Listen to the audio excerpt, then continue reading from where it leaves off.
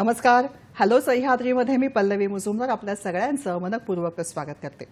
मंडळी, सध्या सुट्टीचे दिवस सुरू आहेत आणि कुठेही सुट्टीच्या काळात जायचं म्हटलं की सगळ्यात आधी मनामध्ये विचार येतो की तिथं हवामान कसं आहे. हवामानाचा अंदाज, हवामान वृत्त, मुसळधार पाऊस, कडाक्याची थंडी, हवामानाच्या नोंदी, विजांचा कडकडाट, गरजणारा समुद्री लाटा हे शब्द जेव्हा आपण ऐकतो तेव्हा प्रत्येक वेळी लक्षामध्ये येतं ते हवामानशास्त्र खातं आणि या विभागाचं कार्य अधोरेखित करताना या सगळ्या गोष्टी त्यांच्या अभ्यासपूर्णतेचं द्योतक आहेत असं म्हणता येतं. आदित्यात जायते वृष्टीही अशा घोषवाक्यासह कार्यरत असलेलं भारतीय हवामानशास्त्र विभाग. असं म्हणताना एक गोष्ट सांगताना अतिशय आनंद होतो की भारतीय हवामानशास्त्र विभागाने 150व्या वर्षामध्ये पदार्पण केलेलं आहे आणि त्याच दृष्टिकोनातून आजचा आपला हॅलो सह्याद्रीचा हा विशेष भाग आहे. आजचा आपला हॅलो सह्याद्रीचा विषय आहे भारतीय हवामानशास्त्र विभागाची 150 वर्ष. आणि त्या दृष्टिकोनातून माहिती करून देण्यासाठी आपण खास आमंत्रित केलेलं आहे माननीय सुनील कांबळे सर यांना. सर नमस्कार. नमस्कार. हॅलो सह्याद्रीमध्ये आपलं मनपूर्वक स्वागत करते. थँक्यू. धन्यवाद मॅडम. सरांविषयी सांगायचं तर सर उपमहानिदेशक भारतीय हवामानशास्त्र विभाग मुंबई म्हणून कार्यरत आहेत. त्यांच्या कामाविषयी सांगायचं तर हवामानशास्त्र या विषयामध्ये गेल्या 36 वर्षांचा त्यांचा अनुभव आहे. उपमहानिदेशक भारतीय हवामानशास्त्र विभाग मुंबई प्रादेशिक कार्यालय म्हणून ते सध्या या पदावरती आहेत. तरी सुद्धा हवाई वाहतूक संबंधित हवामानशास्त्र या विभागामध्ये त्यांच्या कामाचा मोठा कालावधी आणि अनुभव आहे. हवामानविषयक माहितीचं संकलन, पृथक्करण, संबंधित विभागांना त्या अनुषंगाने माहिती करून देणं, धोक्याचा इशारा देणं हा त्यांच्या कामाचा भाग आहे. हवामानशास्त्र हा त्यांच्या आवडीचाही तितकाच भाग आहे आणि त्या दृष्टिकोनातून जनसामान्य, शालेय विद्यार्थी यांना याबाबत माहिती देण्याबाबत ते सतत सतर्कही असतात. आजचा आपला विषय आहे भारतीय हवामानशास्त्र विभागाची 150 वर्ष आणि मार्गदर्शन करत आहेत भारतीय हवामानशास्त्र विभाग मुंबई उपमहानिदेशक माननीय सुनील कांबळे. तर सगळ्यात आधी हवामानशास्त्र विभाग असं आपण जेव्हा म्हणतो तेव्हा हवामानशास्त्र विभागाचं कार्य काय आहे हे जाणून घ्यायला आवडेल. कोणत्या कोणत्या बाबी या कार्यामध्ये समाविष्ट होतात? हवामानशास्त्र हा जो विषय आहे हा खूप मोठा विषय आहे आणि हा एक सिंगल विषय नाही आहे, तर 2-3 विषय. जसं म्हणजे हवामानाबद्दल जर माहिती हवी असेल तर आपल्याला समुद्राचा विचार करावा लागतो, बाजूच्या सराउंडिंग कंट्रीमध्ये हवामान कसं आहे, ह्याची सर्व म्हणजे नियर बाय कंट्रीचं हवामान कसं आहे हे हवामान सर्व कलेक्ट करावं लागतं आणि हे हवामानाचे ऑब्झर्वेशन्स दर 3-3 तासाने घेतले जातात. अच्छा. जसे आता आपण ह्यावर्षी 150व्या वर्षी पदार्पण करत आहोत, तर आमच्या ऑफिसचा हा म्हणजे प्रयास आहे की आपली जी प्रगती झाली की आपण पास्टमध्ये हवामान खाते कसे काम करत होते, प्रेझेंट आपण सध्या काय ॲडव्हान्स टेक्नॉलॉजी आहे आणि फ्युचरमध्ये आपल्याला कोणत्या ॲडव्हान्स टेक्नॉलॉजीचा यूज करून ॲक्युरेट प्रेडिक्शन करण्यासाठी काय करायला हवं. तर हा उद्देशाने 150 वर्ष साजरा करण्याचा कार्यक्रम सुरू झालेला आहे. आपण जर बघाल ज्यावेळेशी 1875मध्ये जे हवामान खात्याचं जे मुख्यालय होतं ते कलकत्त्याला होतं आणि त्याच्यानंतर मुख्यालय शिफ्ट होऊन सिमलाला गेलं, सिमला, आणि शिमल्यावरून परत मुख्यालय पुण्याला आलं. तर आपण बऱ्याच वेळेस आपण पुण्याचं जे ऑफिस आहे कार्यालय त्याला सिमला ऑफिस म्हणून सुद्धा ओळखलं जातं. आजही जुना पुणेकर सिमला ऑफिस असं सांगतो. तर IMD म्हणण्यापेक्षा जर तुम्ही सिमला ऑफिस म्हणल्यानंतर ते जास्त पॉप्युलर आहे. आणि मग त्याच्यानंतर हवामान खात्याचं जे मुख्यालय आहे ते दिल्लीमध्ये शिफ्ट झालेलं आहे. तर आता जे मुख्यालय आहे ते दिल्लीमध्ये आहे. तर अशी हवामान खात्याची म्हणजे मुख्यालय मागच्या 150 वर्षांपर्यंत चेंज होत गेलेले आहे. आणि सर्वात महत्त्वाचं म्हणजे हवामान खात्याचे ऑब्झर्वेशन घेणं हे खूप मोठं जिकिरीचं काम असतं. दर 3-3 तासांनी प्रत्येक जे काय ऑब्झर्वर असतात किंवा सायंटिफिक ऑफिसर्स असतात त्यांना प्रत्येक वेळेस एका साईटवर जाऊन दर 3-3 तासांनी ऑब्झर्वेशन्स घ्यावे लागतात. ते ऑब्झर्वेशन्स घेऊन आता मुंबई रिजनमध्ये जेवढे ऑफिसेस आहेत किंवा जेवढे डिस्ट्रिक्ट्स आहेत तिथे हवामान खात्याचे जिथे ऑफिसेस आहेत दर 3-3 तासांनी ऑब्झर्वेशन घ्यावं लागतात. तसेच पूर्ण भारतामध्ये जेवढे हवामान केंद्र आहेत तिथून ऑब्झर्वेशन्स घ्यावे लागतात आणि हे ऑब्झर्वेशन पूर्ण जगाबरोबर विदिन 10 मिनिट्सच्या टाईममध्ये हे एक्सचेंज करावे लागतात. वा, तर पूर्ण जगाची इन्फॉर्मेशन आपल्याकडे उपलब्ध होते, तशीच आपली इन्फॉर्मेशन त्यांच्याकडे उपलब्ध होते आणि त्यामुळे आपल्याला हवामानाचा अंदाज देण्यासाठी सराउंडिंग कंट्रीचा जे काही वेदर आहे त्याची खूप माहिती जरुरी असते. म्हणजे हवामानाच्या मध्ये सध्या काय आहे, भविष्यात काय आहे आणि यापूर्वी काय आहे याचा विचार करताना आजूबाजूला प्रत्येक ठिकाणी काय आहे हेही तितकंच महत्त्वाचं आहे. हो, फक्त आपल्याला भारताचा हवामानाचा डेटा घेऊन भारताचा हवामानाचा अंदाज देणं अशक्य आहे. हां. तर पूर्ण जगाचा आपल्याला आढावा घ्यावा लागतो आणि तो जगाचा आढावा घेतल्यानंतर दर 3-3 तासांनी म्हणजे 150 वर्षापूर्वी दर 3-3 तासांनी हे ऑब्झर्वेशन जगाच्या मॅपवर प्लॉट करायचे की मुंबईमध्ये अच्छा. वेदर कसं आहे, कलकत्त्यामध्ये कसं आहे, सराउंडिंग कंट्रीजमध्ये कसं आहे आणि तो प्लॉट करून 3 तासानंतर प्लॉट करून परत त्याचं विश्लेषण करायचं. बरं. आणि हे जे काही डेटा असतो, जो काही हवामान खातं विश्लेषणासाठी डेटा घेतो, त्याच्यासाठी जे काही सायंटिफिक ऑफिसर्स असतात ते आपलं जिथे वेदर स्टेशन्स आहेत तिथे जातात, तिथे पहिल्यांदा स्कायकडे बघतात, कुठल्या कुठल्या प्रकारचे क्लाउड्स आहेत. आता 10 प्रकारचे डिफरंट क्लाउड्स असतात आणि क्लाउड्स म्हणजे किती म्हणजे आच्छादित आहे, म्हणजे सगळं स्काय म्हणजे ढगांनी किती व्यापलेलं आहे. जर अच्छा. पूर्ण व्यापलेलं असेल तर ते म्हणतात 8 ऑक्टा, म्हणजे पूर्ण बरं. क्लाउडी आपल्याला कुठेच दिसणार नाही. तर हे ढगाचं ऑब्झर्वेशन घ्यावं लागतं. त्याच्यानंतर ते बघतात की हवेची दिशा कशी आहे, हवेचा स्पीड किती आहे, बरं. हवेचं प्रेशर किती आहे, टेम्परेचर किती आहे आणि ड्यू पॉईंट टेम्परेचर किती आहे, पाऊस किती झाला. तर प्रत्येक 3-3 तासांनी हे सर्व वेदर पॅरामीटर घेऊन ते एका जगाच्या नकाशावर प्लॉट करावे लागतात आणि दर 3-3 तासांनी त्याचं विश्लेषण करून आपण सांगू शकतो की येणाऱ्या पुढच्या 24 तासामध्ये वेदर कसं राहील किंवा येणाऱ्या पुढच्या 5 दिवसामध्ये वेदर कसं राहील. ही इन्फॉर्मेशन आपल्याला पूर्ण ॲनालिसिस करून काढावी लागायची. अच्छा. पण आता सर्व टेक्नॉलॉजी बदलत गेलेली आहे. बरं. तर आता जे काही मॅन्युअल स्टेशन जे आपल्याला ऑब्झर्वेशन घेण्यासाठी जावं लागायचं, तर त्या स्टेशनच्या ऐवजी आपण ॲटोमॅटिक स्टेशन लावलेले आहेत, ॲटोमॅटिक वेदर स्टेशन्स. तर ज्या एखाद्या ह्युमन बिईंगला दर 3-3 तासांनी जाऊन ऑब्झर्वेशन घेणं थोडं कठीण व्हायचं किंवा बॅड वेदर सीझन आहे किंवा रिमोट प्लेस आहे तर तिथे जाण्यासाठी त्यांना कठीण व्हायचं. तर आता ॲटोमॅटिक वेदर स्टेशन लावल्यामुळे आपल्याला काय होतं की आपल्याला जशी फ्रिक्वेन्सी हवी आहे ऑब्झर्वेशनची, मला हवी आहे की दर 10-10 मिनिटांनी हवामानाचं ऑब्झर्वेशन मला यायला हवं.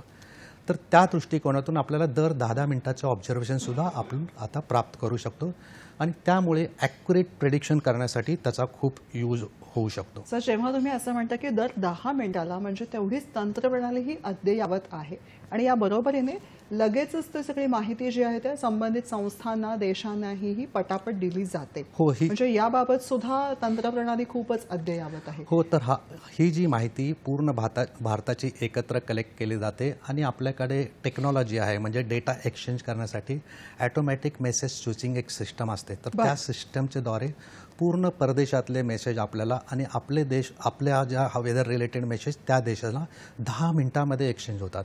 म्हणजे कुठल्याही कंट्रीला जरी आपल्या सराउंडिंग कंट्रीसाठी सुद्धा त्यांच्या देशासाठी जरी त्यांना हवामानाचा अंदाज द्यायचा असेल तर त्यांना हे बघायला हवं की हे येणारे वारे किंवा हे जे हवामान आहे भारतातनं आपल्या देशामध्ये कसं शिफ्ट होत आहे किंवा सराउंडिंग कंट्री जे काही अफगाणिस्तान, पाकिस्तान, ज्यावेळेस विंटरमध्ये स्पेशली काय होतं की ज्यावेळेस आपल्याला थंडी पडायला लागते, आपण म्हणतो की थंडीची लाट येतात, तर हे जे काही वेस्टर्न डिस्टर्बन्स म्हणून एक सिस्टम असते.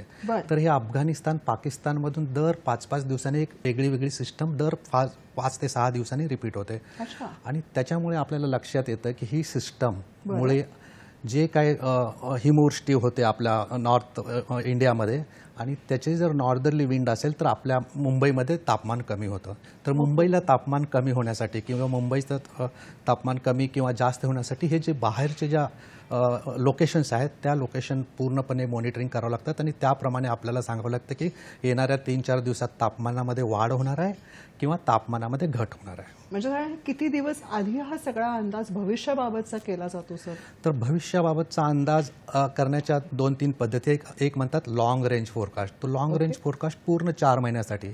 तो लॉंग रेंज फोरकास्ट आज आपण दुपारी 2:30 वाजता लाईव्ह टेलिकास्ट करणार आहोत पूर्ण भारतासाठी आणि आमच्या जे डायरेक्टर जनरल आहेत ते आज लाईव्ह कॉन्फरन्स घेऊन लॉंग रेंज फोरकास्ट म्हणजे भारतामध्ये पाऊस 24-25 मध्ये पाऊस कसा राहील याच्याबद्दल माहिती आज 2:30 वाजता लाईव्ह टेलिकास्ट होणार आहे. म्हणजे तुम्ही आता लाईव्ह टेलिकास्ट म्हणताय म्हणजे ती वेबसाईटच्या माध्यमातून दिसू शकते. ते लाईव्ह कॉन्फरन्स घेणार आहेत. त्यांनी ऑलरेडी लिंक दिलेली आहे आणि जे काही आपले म्हणजे रिपोर्टर्स आहेत ते डायरेक्ट प्रश्न पण विचारू शकतात आणि आपल्याला येणाऱ्या भारतामध्ये येणाऱ्या वर्षी पाऊस कसा राहील, म्हणजे नॉर्मल राहील, एक्सेस राहील, डिफिशिट राहील, ही पूर्ण इन्फॉर्मेशन आज 2:30 वाजता टेलिकास्ट होणार आहे. अरे वा, कार्यक्रमातला पहिला फोन आलेला आहे तुमच्या परवानगीने तो घेते. आपल्याशी शुभांगी मुळे बोलू इच्छितात. नमस्कार शुभांगी ताई.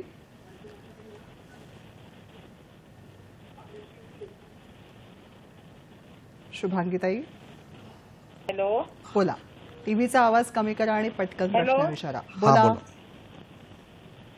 हा मी शुभांगी मुळे बोलतेय रत्नागिरीतून. हो, तर मला असं विचारायचं आहे की पूर्वीच्या काळी जे पंचांगातले ठोकताळे होते, उदाहरणार्थ यंदा श्रावण अधिक होता आणि त्याच्यामुळं दुष्काळ पडतो असं त्याचं म्हणणं आहे पंचांगाचं. तर याचा कितपत हवामान खात्याला पूर्वीच्या काळी उपयोग होत होता? धन्यवाद शुभांगी. थँक्यू वेगळा मॅडम. मुद्दा आला. खूप चांगला मुद्दा विचारलेला आहे. तर पूर्वीच्या काळी बरेच असे काही म्हणजे इशारे आपल्याला मिळायचे.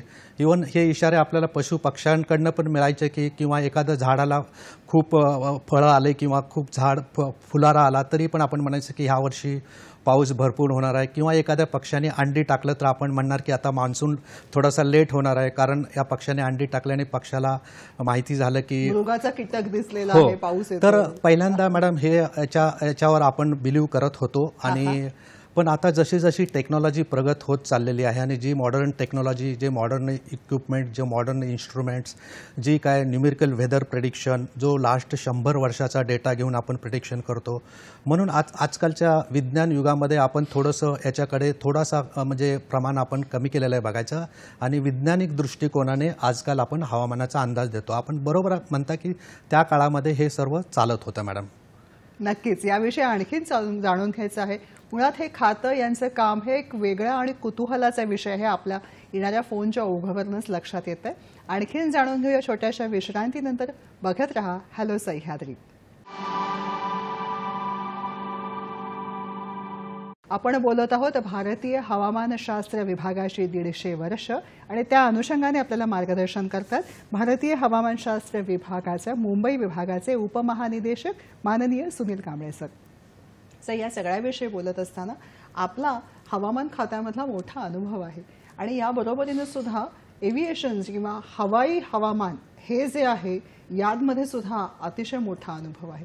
मुळात हवाई हवामान म्हणजे नेमकं काय असतं? एव्हिएशन ज्याला आपण बोली भाषेमध्ये म्हणतो, नेमकं काय असतं? साधारणतः आपण ज्यावेळेस हवामान खात्याचा विचार करतो किंवा साधारण पब्लिक ज्यावेळेस हवामान खात्याकडनं जी माहिती अपेक्षित असते त्यांना माहिती असते की आपल्याला साधारण तापमान मिनिमम तापमान किती आहे, जास्तीत जास्त तापमान किती राहणार, किंवा येणाऱ्या 3-4 दिवसात पाऊस किती येणार आहे, किंवा सायक्लॉन कधी येणार आहेत, हीट वेव्ह केव्हा येणार आहेत, कोल्ड वेव्ह कधी होणार आहेत, पावसाळ्यात अतिवृष्टी कोणत्या दिवशी होणार आहे, ही माहिती तर आपण देतच असतो. पण ह्याचबरोबर जे एव्हिएशन म्हणजे विमानासाठी जो हवामानाचा अंदाज दिला जातो तो पूर्ण जे काही एअरपोर्ट्स आहेत, म्हणजे इंडियामध्ये सध्या 100 एअरपोर्ट आहेत, हे 100 एअरपोर्ट पूर्ण हवामान खात्याच्या अंदाजावर अवलंबून असतात. तर आपल्याकडे सध्या इंडियामध्ये 100 एअरपोर्ट आहेत. मुंबईमध्ये सुद्धा आपलं जे मुंबईचं एअरपोर्ट आहे जे एअर ट्रॅफिक कंट्रोल असतं, तर एअर ट्रॅफिक कंट्रोलमध्ये हवामानशास्त्रज्ञ 24 तास काम करत असतात आणि ते दर अर्ध्या तासांनी त्यांना हवामानाची माहिती देत असतात. तर आपण म्हणाल की अर्ध्या तासांनी एअरपोर्टला हवामानाची माहिती घेऊन करतात काय? तर मला सांगण्यात खूप आनंद वाटतो की जी अर्ध्या तासांनी जी हवामानाची माहिती दिली जाते त्यामध्ये पॅरामीटर असतात की हवेची दिशा कशी आहे, हवेचा स्पीड किती आहे, आणि आपण लँडिंग केल्यानंतर विजिबिलिटी किती आहे, टेम्परेचर किती आहे, ड्यू पॉईंट किती आहे, प्रेशर किती आहे, कुठल्या प्रकारचे क्लाउड्स आहेत. तर आपण म्हणाल की हे कशासाठी हवं आहे त्यांना, हे क्लाउड्स, टेम्परेचर याच्याने काय? तर प्रत्येक जे पॅरामीटर दिलेले असतात, आपण क्लाउड्स किंवा वाऱ्याची दिशा, वाऱ्याचा स्पीड, तर वाऱ्याच्या दिशा आणि वाऱ्याच्या स्पीडवर त्यांचं लँडिंग आणि टेक ऑफ अवलंबून असतं की वाऱ्याची दिशा कुठून आहे तर त्याच्या अपोजिट त्यांना लँडिंग करावं लागतं. हा फार महत्त्वाचा इंटरेस्टिंग मुद्दा आहे. मला याविषयी जाणून घ्यायला खूप उत्सुकता आहे. एक फोन खोळंबलाय तो चटकन घेऊया सर. येस. आपल्याशी बोलतायत निलेश सोनावणे, येवला, नाशिक इथून. नमस्कार निलेशजी.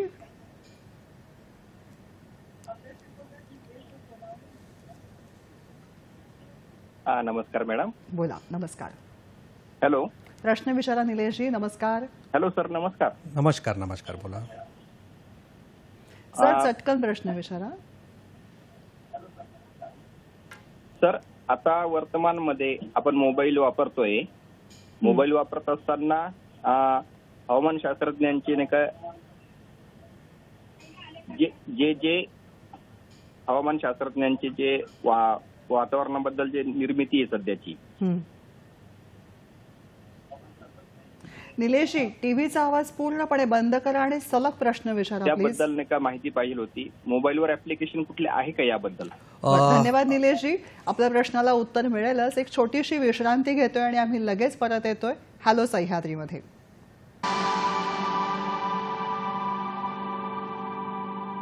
ब्रेकनंतर हॅलो सह्याद्रीमध्ये आपलं पुन्हा एकदा स्वागत. आपण बोलत आहोत भारतीय हवामानशास्त्र विभागाची 150 वर्षे या अनुषंगाने. आपल्याला मार्गदर्शन करतायत भारतीय हवामानशास्त्र विभाग मुंबई उपमहानिदेशक Sunil Kamble sir. Sir, break घेण्यापूर्वी निलेश यांचा फोन होता नाशिक येवल्याहून आणि त्यांनी म्हटलं होतं मोबाईलच्या माध्यमातून काही ॲप आहे का हवामान समजण्यासाठी? निलेशजी, तुम्ही खूप उपयुक्त प्रश्न विचारलेला आहे आणि मला सांगायला खूप आनंद होतो की हवामान खात्याचे मोबाईल ॲप्स आहेत. तर एक ॲप आहे, त्याचं नाव आहे मौसम. तर हे मौसम एक मोबाईल अँड्रॉइड ॲप आहे. तुम्ही डाउनलोड करून घेऊ शकता आणि याच्यावर आपल्याला हवामान खात्याची तुमच्या ज्या जिल्हा आहे येवला तिथली पूर्ण माहिती मिळू शकते. त्याचबरोबर दुसरं एक ॲप्लिकेशन आहे, त्या ॲप्लिकेशनचं नाव आहे दामिनी. तर हे दामिनी जे ॲप आहे, ज्यावेळेस थंडरस्टॉर्म ॲक्टिव्हिटीज होतात, विजाचा कडकडाट होतात, गाराचा पाऊस होतो, तर हे ॲप आपल्याला ज्यावेळेस वाटतं की असं ढगाळ वातावरण झालेलं आहे तर ते ॲप आपण इमिडिएट ओपन करून बघा. तर आपल्या एरियामध्ये जे 50 किलोमीटरचा एरिया आहे त्या एरियामध्ये कुठे कुठे गारपीट होण्याची शक्यता आहे तो डायरेक्ट रेड अलर्ट आणि सायरन मिळतो. तर त्यामुळे तुम्हाला अवेअरनेस होतो की आपल्याला कमीत कमी प्रिकॉशन्स घ्यायला हवेत. जे काय आपण ओपन शेतीमध्ये किंवा जनावरं असतील तर त्यांना सुरक्षित स्थळामध्ये घेऊन जाऊन त्यांना हेल्प करू शकता. त्याचबरोबर शेतकऱ्यांसाठी एक ॲप आहे, त्याचं नाव आहे मेघदूत. तर हे जे मेघदूत आहे ॲप, तर या मेघदूत ॲपमध्ये आपल्याला पूर्ण शेतीविषयक सल्ला, शेतीविषयक हवामानाची माहिती उत्कृष्ट पद्धतीने आपल्याला मिळू शकते. आपण आपला जिल्हा, तालुका त्या ॲपमध्ये रजिस्टर करा आणि दररोज हवामानाचा अंदाज ह्या ॲपच्या द्वारे आपण घेऊन विशेष काळजी घेऊ शकता. आपल्या स्क्रीनवरती सुद्धा ही पीपीटी दिसते की नेमकं कशा पद्धतीचं आहे. सर, ह्या वेगवेगळ्या ॲपच्या माध्यमातून जेव्हा आपण माहिती करून घेत असतो तेव्हा सामान्य माणसानं त्यातलं ती शास्त्रीय भाषा ही समजण्याजोगी असते. तर ज्यावेळेस ॲप डेव्हलप केलेले आहेत त्यात शास्त्रीय भाषा अशी आपण ठेवलेली नाही आहे. सामान्य शेतकऱ्यांना, सामान्य नागरिकांच्या लँग्वेजमध्ये, आणि त्यात लँग्वेज ऑप्शनसुद्धा आहेत. जर आपल्याला मराठी लँग्वेजमध्ये मराठी भाषेमध्ये हवा असेल तर मराठी भाषा चूज करून आपण मराठी भाषेमध्ये हे सर्व इन्फॉर्मेशन उपलब्ध करून घेऊ शकता. बरं, आता आपल्याकडे एक छान आपल्या विभागाने तयार केलेली एक वेगळी क्लिप आहे, ती आपण ध्वनिचित्रमुद्रिका पटकन बघूया. आज हम बादल नहीं अपने स्मार्टफोन की स्क्रीन देखते हैं मौसम की जानकारी के लिए. दादाजी अनुमान लगा लेते थे, मौसम विभाग विज्ञान लगाता है. मैं भारत मौसम विज्ञान विभाग हूं. आइए आपको अपनी कहानी सुनाता हूं.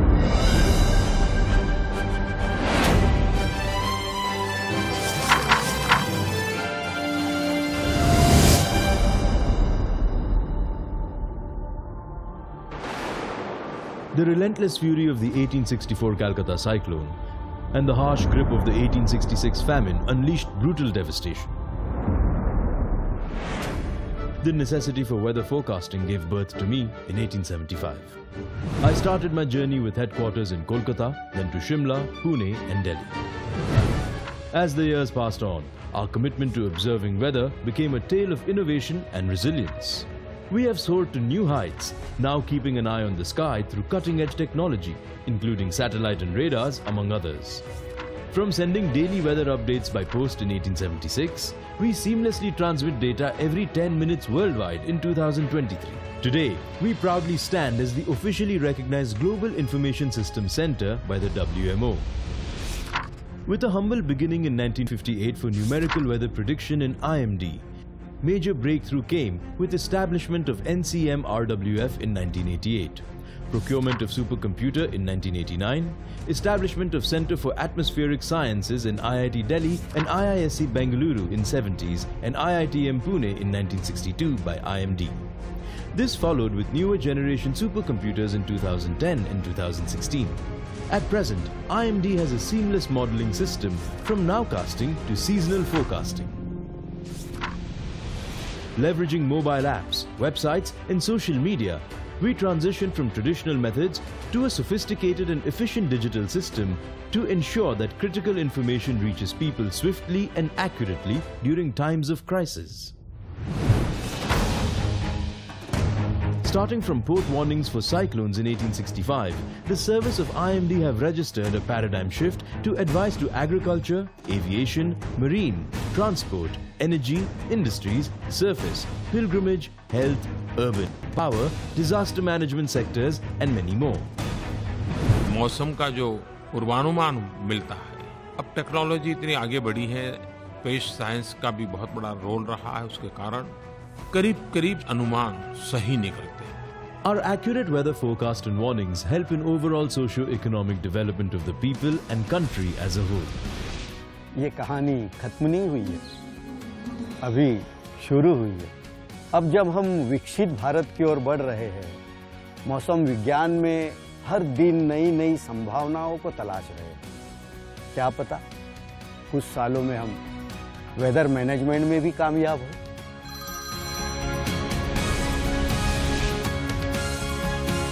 IMD is the guardian of the skies, earth and ocean.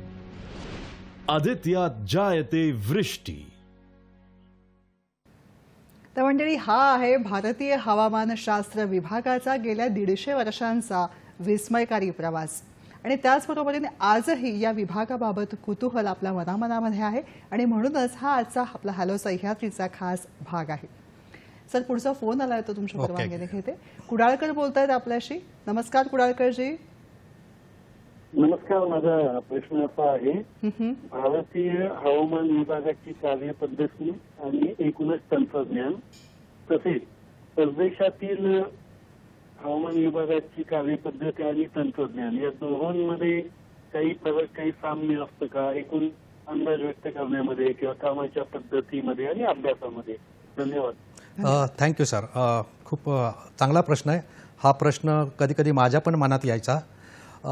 आपण जो प्रश्न विचारला की परदेशात जे हवामान खात्याचं जे कार्य चालतं आणि इंडियामध्ये कसं चालतं, तर आपल्याला मी एक साधारण सामान्य एक्झाम्पल देऊ इच्छितो की आपल्याकडे ज्यावेळेस कोरोना व्हायरस आला होता तर आपल्याला वर्ल्ड हेल्थ ऑर्गनायझेशन जिनेवावरून सर्व इन्स्ट्रक्शन्स मिळायचे की आपल्याला काय काय प्रिकॉशन्स घ्यायला हवेत आणि ह्याला अवॉइड करण्यासाठी कुठले कुठले मेडिसिन्स घ्यायला हवेत आणि ह्याचा निपटारा करण्यासाठी आपल्याला काय करायला हवं. तसंच वर्ल्ड मेट्रोलॉजिकल ऑर्गनायझेशन, जागतिक हवामान संघटना ही स्वित्झर्लंडला आहे आणि ह्या संघटनेच्या अंतर्गत सर्व हवामान खाते ची जी टेक्नॉलॉजी आहे, समजा आपल्याकडे ऑब्झर्वेशन जे वेदर ऑब्झर्वेशन घेण्याची पद्धत आहे किंवा अपर एअर ऑब्झर्वेशन घेण्याची पद्धत आहे, सॅटेलाइट्स आहेत, हे जे डॉपलर्स वेदर रडार आहेत, ॲटोमॅटिक वेदर स्टेशन्स आहेत, हे जे आहेत at par with the world. आपल्याला असं नाही की आपण इंडियामध्ये एखाद्या पद्धतीने ऑब्झर्वेशन घेतो, दुसऱ्या कंट्रीमध्ये वेगळ्या पद्धतीने ऑब्झर्वेशन घेतात, आणखी तिसऱ्या कंट्रीमध्ये नवीन पद्धतीने ऑब्झर्वेशन घेतात.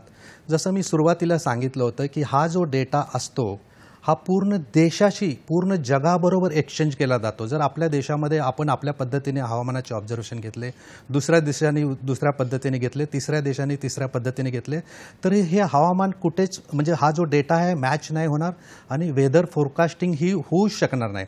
तर ह्याच्यासाठी हवामान खाते जे काही ऑब्झर्वेशन्स घेत असतात ते GMT मध्ये घेतं, नॉट इन IST. म्हणजे इंडियन स्टँडर्ड टाईममध्ये आम्ही एक पण ऑब्झर्वेशन घेत नाही. पूर्ण जग हे वेदर ऑब्झर्वेशन्स GMT ग्रीनविश मीन टाईममध्ये घेतात. त्यामुळे पूर्ण जगाचे ऑब्झर्वेशनचा टाईम हा फिक्स असतो. आणि आता जी आपण टेक्नॉलॉजी आपण यूज करतो ती at par with the world, असं नाही की आपण कुठल्या बाबतीमध्ये कमी आहोत. तर जी टेक्नॉलॉजी प्रगत देशामध्ये यूज केली जाते सेम टेक्नॉलॉजी आपल्या इंडियामध्ये सुद्धा यूज केली जाते. आपल्याकडे सुद्धा इंडियामध्ये 40 रडार्स लावलेले आहेत. त्याला म्हणतात डॉपलर वेदर रडार्स.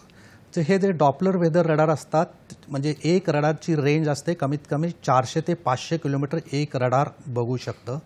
आणि ह्या रडारमुळे आपल्याला आणि हे रडार जे दर 10 मिनिटांनी आपल्याला ऑब्झर्वेशन देतं. तर आपल्याला याच्यामुळे हे माहिती पडतं की येणाऱ्या 3 तासामध्ये कुठे कुठे थंडरस्टॉर्म ॲक्टिव्हिटीज होणार आहे, गाराचा पाऊस कुठे पडणार आहे. आणि त्या अनुषंगाने आपण प्रत्येक डिस्ट्रिक्ट वाईज ज्या डिस्ट्रिक्ट्स अफेक्टेड आहेत जिथे गाराचा पाऊस किंवा ॲडवर्स वेदर विजाचा कडकडाट होणार आहे ह्याची माहिती ह्या टेक्नॉलॉजीच्याद्वारे आपण सामान्य जनतेपर्यंत पोहोचवण्यासाठी disaster management, district collector, chief secretary त्या रिजनच्या आपण त्यांना ही माहिती देत असतो. तर सर आपल्याला परत एकदा सांगू इच्छितो की ही जी टेक्नॉलॉजी आहे आपल्या इंडियामध्ये ही वर्ल्ड वाईड यूज टेक्नॉलॉजी आहे. आपण टेक्नॉलॉजीच्या दृष्टिकोनातून कुठेही एक स्टेपसुद्धा मागे नाही आहे. वा, मस्त. अजिंक्य गोळे यांचा फोन आहे बदलापूरहून. नमस्कार अजिंक्यजी. नमस्कार. टीव्हीचा आवाज कमी करा आणि सलग प्रश्न पटकन विचारा. अजिंक्य बोला. बोला. हॅलो, प्रश्न विचारा. हॅलो, सलग बोला. बोला. हा, म्हटलं हवामान सतत का बदलत राहते? हवामान सतत बदलत का राहते असं विचारायचं होतं. बरं, ठीक आहे अजिंक्य, मला तुमचा प्रश्न खूप सोप्या भाषेत आहे. हवामान का बदलत आहे? आपल्याला माहिती आहे, आपण ऐकलं असेल ग्लोबल वॉर्मिंग किंवा क्लायमेट चेंज असं आपण नेहमी बोलत राहतो की हवामान बदल होत चाललेला आहे. तर आपल्याला माहिती असेल की ग्लोबल वॉर्मिंग म्हणजे आपल्या पृथ्वीचं तापमान जे आहे 100 वर्षापूर्वी जे तापमान होतं म्हणजे एक ॲव्हरेज तापमान समजा आपण 14 डिग्री सेंटीग्रेड होतं ते 1.5 डिग्रीनी वाढलेलं आहे. त्यामुळे आपल्या पृथ्वीचं तापमान 1 डिग्रीनी वाढल्यामुळे हवामानामध्ये बदल होत आहेत. जे आपले सीझनल पॅटर्नसुद्धा चेंज होत आहेत. आपण बऱ्याच वेळेस बघतो की मान्सून हा 7 जूनला महाराष्ट्रामध्ये यायला हवा किंवा मान्सून ऑनसेट झाल्यानंतर 4 महिने कंटिन्युअस पाऊस व्हायला हवा, जून, जुलै, ऑगस्ट, सप्टेंबर. तसंच मान्सून येण्याच्या अगोदर थोडासा पाऊस व्हायला हवा. तर आता हे हवामान बदल झाल्यामुळे थोडासा मान्सूनचे पॅटर्न बदलत गेलेले आहेत.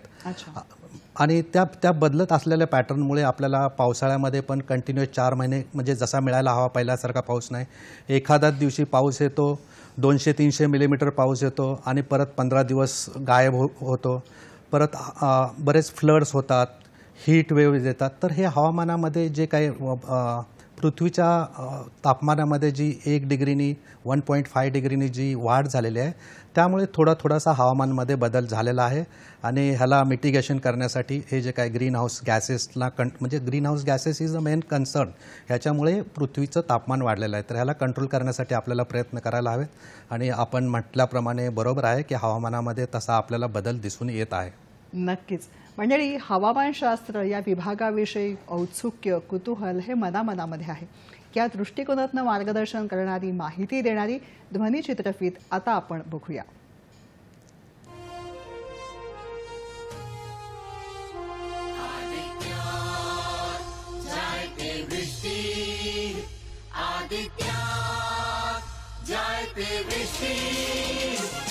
मौसम विभाग वंदे, मौसम विभाग वंदे, हम हर मौसम पढ़ने वाले, मानव जीवन के रखवाले, वसुधा परिवार हमारा है, मौसम विज्ञान सहारा है। पृथ्वी की गतियों का विधान, ऋतुओं का शाश्वत संविधान, जलवायु और पर्यावरण के परिवर्तन का ध्यान, आपदाओं से हो सतर्क सब IMD अभियान, ये मौसम ज्ञान पुरातन, नवल विज्ञान प्रभावन।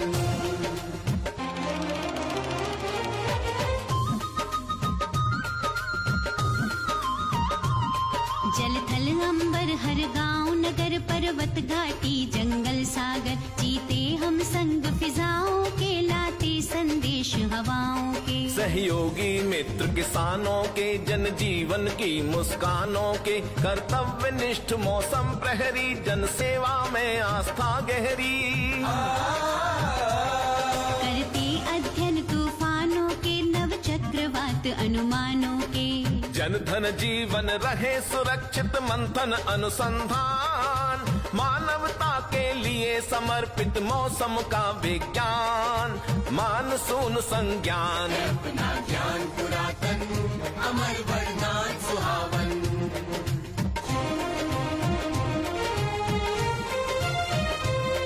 वैदिक संस्कृति का नव विहान, ऋषि चाणक्य का अर्थ ज्ञान, कवि कालिदास के मेघदूत, आदित्य प्रभा के अग्रदूत, मौसम उपग्रह का दिग्दर्शन, ऋतु चक्र प्रवर्तन विश्लेषण, भारत के स्वर्णिम कल के लिए शुचि मन में दृढ़ संकल्प लिए,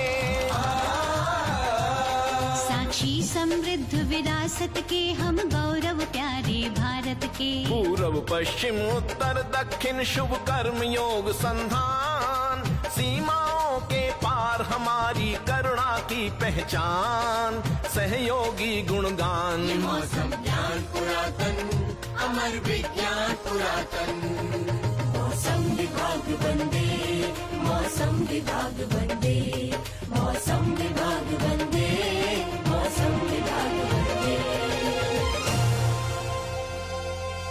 मस्त मौसम विभाग वंदे असं हे सुंदर असं गीत. सर, या मौसम विभागामध्ये खूप काही घडत असतं आणि खरंच बदलणाऱ्या मोसमाप्रमाणे इथं बदलणाऱ्या घडामोडींचं तुम्ही टिपकागदाप्रमाणे तुमची सगळी टीम टिपत असते असं म्हटलं तर वावगं ठरणार नाही. येस, हे मौसम हा जो म्हणजे हवामानशास्त्र विभाग जो आहे तो पूर्ण जगामध्ये, फक्त आपल्या देशामध्ये नाही तर पूर्ण जगामध्ये 24/7 चालू असतो. म्हणजे 24 तास, अशी कुठली सुट्टी नसते की ह्या सुट्टीच्या दिवशी हवामान बंद आहे असं काही नसतं. तर 24 तास हवामानाचे आकडे, हवामानाचे ऑब्झर्वेशन कंटिन्युअस आपल्याला घ्यावे लागतात. आणि आपण कधी असं ऐकलं नाही की आज हवामान बंद आहे.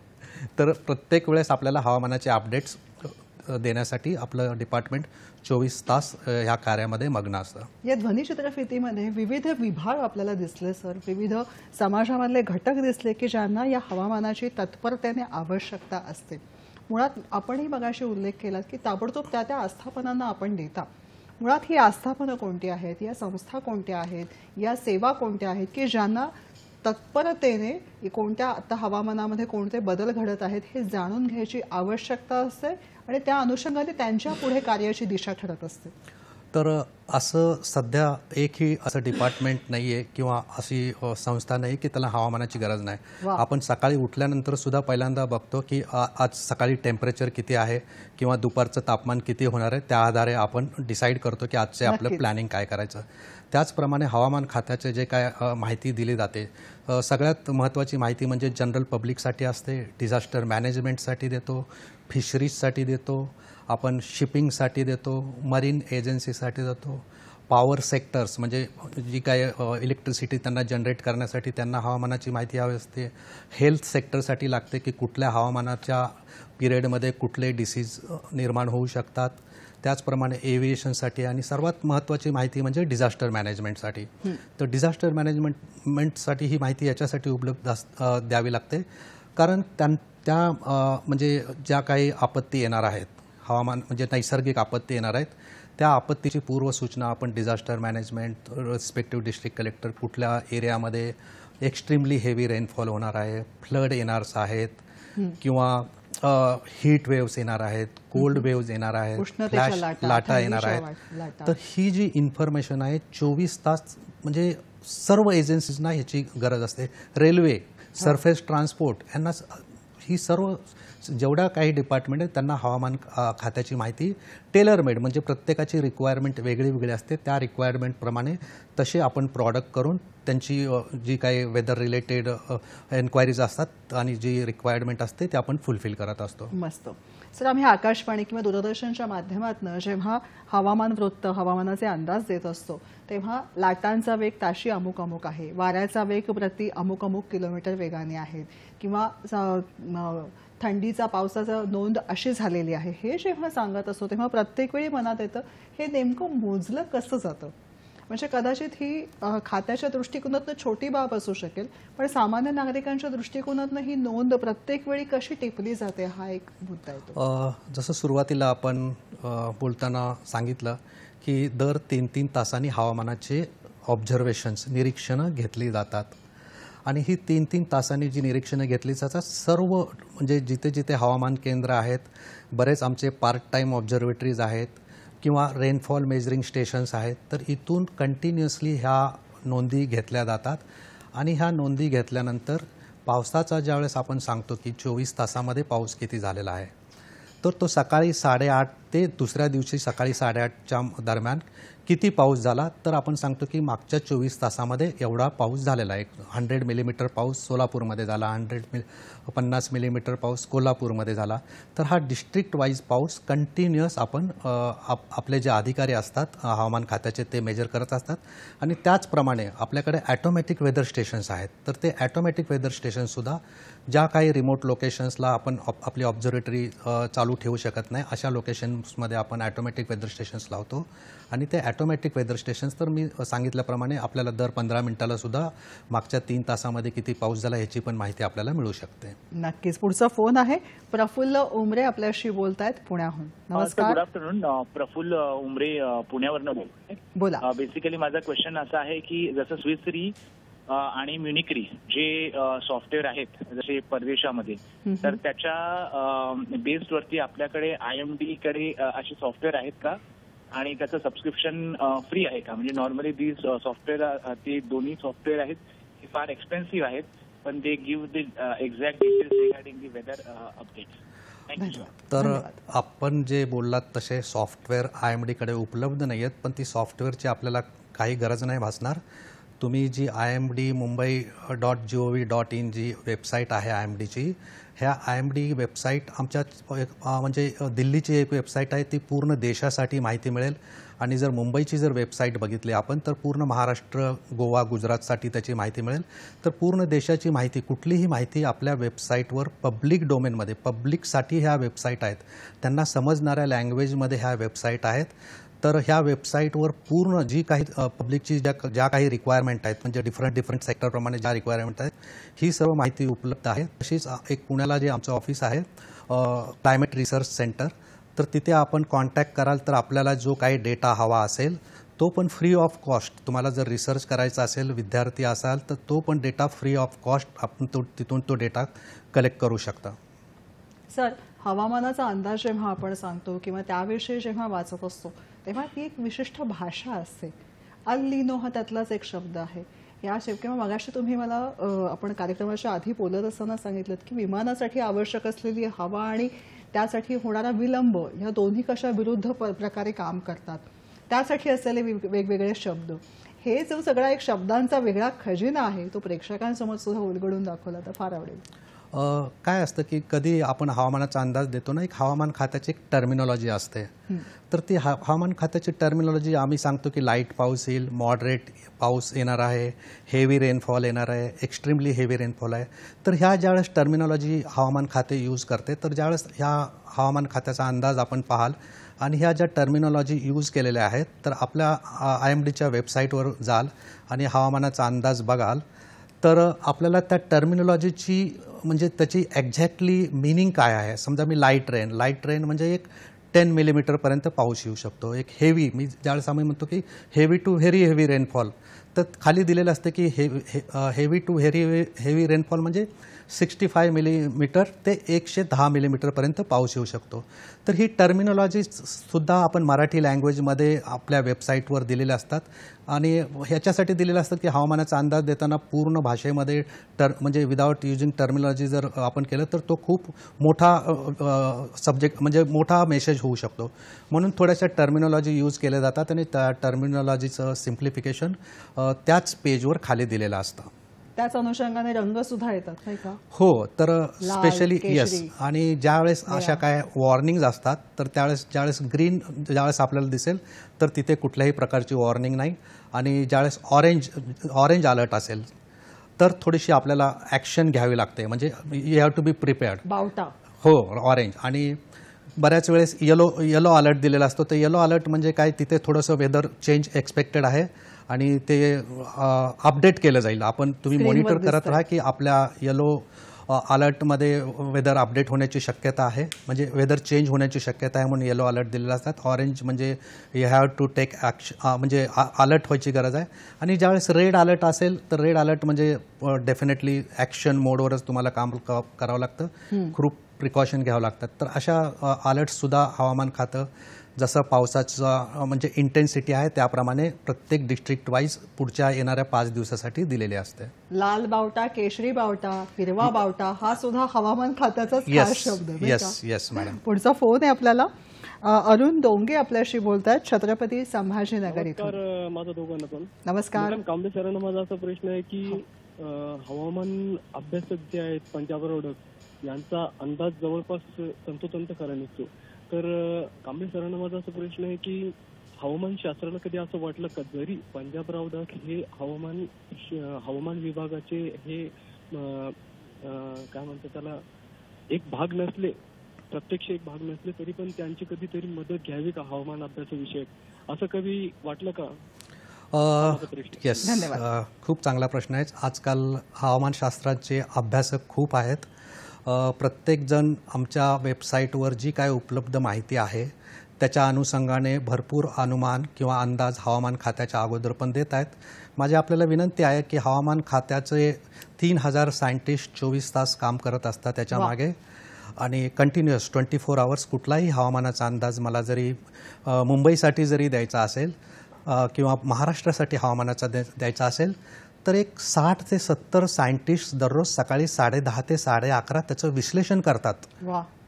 सर्व स्टडी करतात की कुठे कुठे किती पाऊस झालेला आहे, कुठल्या टाईपचे क्लाउड्स आहेत, वेदर पॅटर्न कसा आहे, वेदर सिस्टीम कशी आहे, आणि ही सर्व बाबी कन्सिडर करून ॲनालिसिस करून 60 ते 70 सायंटिस्ट मिळून हा हवामानाचा अंदाज दिलेला असतो. आणि हे जे सायंटिस्ट असतात ते एक्सपिरियन्स सायंटिस्ट असतात, डॉक्टरेट डिग्रीज असतात, 25-25, 30-30 वर्षाचा एक्सपिरियन्स असतो. तर डेफिनेटली आपण विचार करावा की हवामानाचा अंदाज हवामान खात्याकडनं घेतलेला उत्तम आहे का कोणी इंडिपेंडंट मेट्रोलॉजिस्ट करून घेतलेला उत्तम आहे, हे आपल्यावर सोडलं जातं. पण माझी याची इच्छा आहे की हवामान खात्याच्या वेबसाईटवर पूर्ण तुम्हाला जो हवामानाचा अंदाज डिस्ट्रिक्ट वाईज, तालुका वाईज येणाऱ्या पुढच्या 5 दिवसासाठी कुठल्या अलर्ट आहेत, रेड अलर्ट आहेत, एक्सेस रेन होणार आहे, एक्स्ट्रीमली हेवी रेनफॉल होणार आहे, याची पूर्ण माहिती हवामान खात्याच्या वेबसाईटवरनं बघावी अशी आमची हवामान खात्याची इच्छा आहे. नक्कीच. पुढचा फोन आहे आपल्याशी बोलतायत मारुती जाधवराव पुण्याहून. नमस्कार मारुतीजी. हॅलो, बोला सर, बोला. हा, नमस्कार मॅडम. नमस्कार. माझा प्रश्न असा आहे की आपण हवामान विभागाची सर्व माहिती आपण देतात, पण मध्ये जे भूकंप कधी होतो त्याची माहिती कशावरती मिळते? धन्यवाद. आपत्ती नाही, भूकंपाबद्दल आपण विचारलेलं आहे. तर आपल्याला मी सांगू इच्छितो की पूर्ण जगामध्ये अजून असं काही तंत्रज्ञान विकसित नाही झालं की आपण येणाऱ्या भूकंपाची माहिती देऊ शकतो. भूकंप हे अजूनसुद्धा अनप्रेडिक्टेबल आहेत. पण आपण ज्या एरियामध्ये जास्त भूकंप येऊ शकतात म्हणजे अर्थक्वेक प्रोन एरियाज आपल्याला माहिती आहेत, आणि आपण हे कंटिन्युअस मॉनिटरिंग करत असतो. आणि ज्यावेळेस पण भूकंप होतो, भूकंप झाल्या आपल्याला विदिन 3 to 4 सेकंदमध्ये आपल्याला माहिती मिळते कुठल्या एरियामध्ये भूकंप झालेला आहे, त्याची इंटेन्सिटी किती आहे, त्याचा फोकस किती आहे, आणि किती मॅग्निट्यूडचा अर्थक्वेक आलेला आहे, आणि मुंबईपासून कुठल्या लोकेशनला म्हणजे किती 1000 किलोमीटर झालेला आहे. तर त्याचा एपिसेंटरची माहिती आपल्याला विदिन 3 to 4 सेकंदमध्ये ही माहिती मिळते. आणि ह्या माहितीच्या आधारे आपण ही माहिती आपत्ती विभागाला किंवा जे काही डिझास्टर मॅनेजमेंट आहे त्यांना ही माहिती देतो, आणि त्याप्रमाणे ते इमिडिएट ॲक्शन घेतात. तर आपल्याला परत एकदा सांगू इच्छितो की भूकंपाची जी काही अंदाज देण्याची म्हणजे काय शास्त्र आहे ती आणखी आपल्या कुठेच म्हणजे जगामध्ये विकसित झालेलं नाही आहे. पण थोडंसं आपण इमिडिएट अर्थक्वेक झाल्यानंतर आपण पिन पॉईंट करू शकतो कुठल्या एरियामध्ये भूकंप झालेला आहे. मुळात सर, या अनुषंगानेच आपत्ती जेव्हा येते तेव्हा किती काळ आधी समजू शकते अशा पद्धतीचं तंत्रज्ञान आपल्याकडे आणि जगामध्ये उपलब्ध आहे, आणि मुळात आपत्ती येते आहे हे कळल्यानंतर त्याच्या पुढची पावलं पटापट काय उचलली जातात? तर स्पेशली भूकंप जी आपत्ती आहे त्याच्यासाठी आपल्याला त्याची पूर्व चेतावणी मिळत नाहीये, ॲज ऑन टुडे मिळत नाही. पण एकदा भूकंप झाल्यानंतर आपल्याला इमिडिएट लक्षात येते कुठल्या एरियामध्ये किती मॅग्निट्यूड आणि त्याच्याने किती लॉस होऊ शकतो ही माहिती आपल्याला मिळाल्यामुळे आपण अर्ली ॲक्शन घेऊ शकतो, म्हणजे आफ्टर इफेक्ट इमिडिएट ॲक्शन घेऊ शकतो. पण हे जे सायक्लॉन येणार आहे, समजा एक सायक्लॉन येणार आहे, तर सायक्लॉन स्पेशली सायक्लॉन आपण घेऊया, तर सायक्लॉन जे आहेत त्याची माहिती आपल्याला 3 ते 4-5 दिवसापूर्वी माहिती होते की समुद्रामध्ये बे ऑफ बेंगॉल किंवा अरेबियन सीमध्ये आपल्या कोस्टपासून सायक्लॉन किती इंटेन्सिटीचं फॉर्म झालेलं आहे आणि त्याचा ट्रॅक कुठे आहे, ते कुठल्या दिशेने पुढे चाललेलं आहे आणि कुठल्या एरियाला हिट होणार आहे आणि कुठल्या, म्हणजे त्याला लँडफॉल म्हणतात, कुठे लँडफॉल होणार आहे, तर तो लँडफॉल झाल्यानंतर किती एरिया, म्हणजे 500 ते 1000 किलोमीटरचा एरिया आपल्याला कमीत कमी इव्हॅक्युएट करावा लागतो. तर ह्याची पूर्व सूचना आपण 100% 3 ते 4 दिवस अगोदरपासून सायक्लॉनची इन्फॉर्मेशन आपण वेल इन ॲडव्हान्स देऊ शकतो. तसंच अतिवृष्टी होणार आहे आपण 48 आवर्स अगोदर त्याची पण इन्फॉर्मेशन देऊ शकतो. आणि जसे हीट वेव्ह येणार आहेत, कोल्ड वेव्ह येणार आहेत, ह्याची पण माहिती आपण well in advance 24 to 48 hours आपण पुढच्या 5 दिवसामध्ये हीट वेव्ह किंवा कोल्ड वेव्ह येणार आहे किंवा अतिवृष्टी होणार आहे, फ्लॅश फ्लड होणार आहे, एक्स्ट्रीमली हेवी रेनफॉल होणार आहे, ह्याची पूर्व सूचना वेल इन ॲडव्हान्स दिली जाते. अच्छा, आता तुम्ही उल्लेख केला तसंच की आज दुपारी 2:30 वाजता पर्जन्यमान कसं आहे ते कळणार आहे, पण तत्पूर्वी पेपर आता आम्हाला काही फोडून सांगता येईल का की पर्जन्यमान कसं असेल आणि सध्याचा उन्हाळा कितपत सुसह्य असेल? उन्हाळ्याबद्दल जर बोलायचं झालं तर आपल्याला माहिती आहे की थोडंसं सर्वांनी एक्सेप्ट केलेलं आहे, सर्वांना माहिती आहे, प्रूव्ड आहे की ग्लोबल वॉर्मिंग झालेली आहे. तर हा जो उन्हाळा जो आहे म्हणजे महाराष्ट्रामध्ये स्पेशली, तर हे सामान्य तापमानापेक्षा 1 ते 2 डिग्री जास्त राहणार आहे. आणि त्याचबरोबर ज्या काय हीट वेव्हचे जे डेज असतात, आपल्याला समजा एखाद्या एप्रिल किंवा मेमध्ये हीट वेव्ह 3 दिवस येऊ शकतो, 4 दिवस, तर 2-3 दिवस हीट वेव्ह वाढण्याची पण शक्यता आहे. अच्छा, त्या दृष्टिकोनातून आपण प्रिकॉशन्स घ्यायला हवेत आणि ह्या heat wave alerts well in advance दिले जातात. कुठल्या डिस्ट्रिक्टमध्ये हीट वेव्ह अलर्ट दिलेले आहेत आणि इम्पॅक्ट बेस्ड फोरकास्ट दिलेला असतो की हे हीट वेव्ह आल्यानंतर आपल्याला काय प्रिकॉशन्स घ्यायला हवेत, ह्याची सुद्धा पूर्वसूचना हवामान खाते वेळोवेळी वेल इन ॲडव्हान्समध्ये दिलेली असते. युवा पिढीला या विभागाकडे यायचं असेल, शास्त्रज्ञ म्हणून त्यांचं काम कशा पद्धतीने आहे ते आहे, कर्मचारी विभागाचं काम याविषयी आणि त्याचबरोबर प्रेक्षकांना संदेश ह्याविषयी. तर युवा पिढीसाठी मी सांगतो की हवामान खात्यामध्ये म्हणजे नोकरीच्या संधी खूप चांगल्या उपलब्ध आहेत. जे स्टुडंट्स BSc फिजिक्स विषय किंवा इलेक्ट्रॉनिक्स किंवा BE इलेक्ट्रॉनिक्स असा विषय घेऊन आपण स्टाफ सिलेक्शनच्याद्वारे ऑफिसमध्ये स्टाफ म्हणून येऊ शकता आणि जे काही पोस्ट ग्रॅज्युएट आहेत, म्हणजे post graduate in mathematics, physics, electronics, telecommunication, तर आपण UPSCच्याद्वारे डायरेक्ट सायंटिस्ट म्हणून हवामान खात्यामध्ये एंट्री करू शकता. वा, प्रेक्षकांना काय संदेश देऊ शकता? हवामान खात्याचा विषय हा खूप कॉम्प्लिकेटेड आहे. एवढे प्रगत तंत्रज्ञान असल्यानंतर सुद्धा थोडेसे चॅलेंजेस आहेत. नक्कीच ते चॅलेंजेस पूर्ण ॲक्सेप्ट करून पूर्ण हवामान खाते 24 तास तत्पर असतं आणि हे काय आपत्ती येणार आहेत त्याची पूर्वसूचना देण्यासाठी हवामान खाते नेहमी तत्पर असतं. नक्कीच सर, हे प्रेक्षक जे आहेत किंवा श्रोते आहेत, ही बरीच मंडळी हा कार्यक्रम ऐकत बघत आहेत, त्यांनाही असं वाटतं की ह्या विभागामध्ये आपण सहभागी व्हावं वेगवेगळ्या उपक्रमांच्या माध्यमातून. असे काही उपक्रम या 150 वर्षाच्या अनुषंगाने काही आयोजित केलेले आहेत का? सामान्य नागरिक कशा पद्धतीने आपल्या कार्यक्रमांमध्ये किंवा आपल्या कार्यप्रणालीमध्ये सहभागी होऊ शकतात? तर जिथे ज्या डिस्ट्रिक्टमध्ये हवामान खात्याचे ऑफिसेस आहेत, जास्त माहिती घेण्यासाठी आपण हवामान खात्याच्या विभागाला भेट देऊ शकता.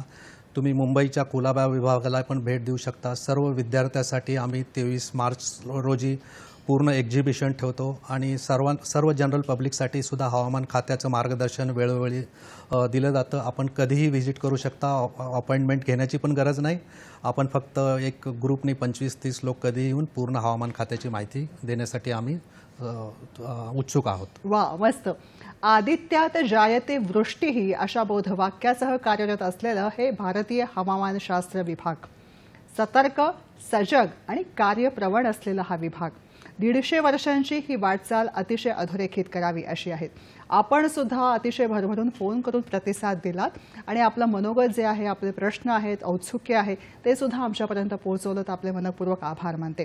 सर, तुम्ही सहभागी झालात, अतिशय महत्त्वाची माहिती दिलीत, वेळात वेळ काढून आलात, आपले मनपूर्वक आभार. Thank you very much madam. धन्यवाद. नमस्कार.